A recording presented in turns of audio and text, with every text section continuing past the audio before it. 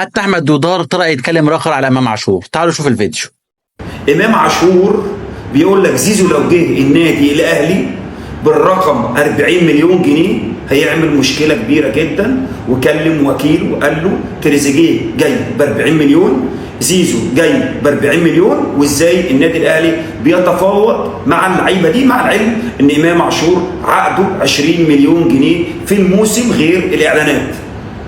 فوجود زيزو ووجود تريزيجيه ده، لو زيزو يعني راح، ولو اي لاعب في النادي الاهلي عايزه يجي في كاس العالم للانديه حاطط رينج من 30 ل 40 مليون، امام عاشور هيتجنن.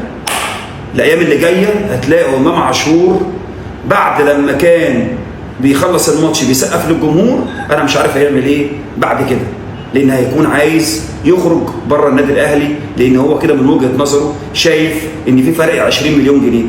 الايام جايه وهتقولوا دودار بيقول الصح. سلام.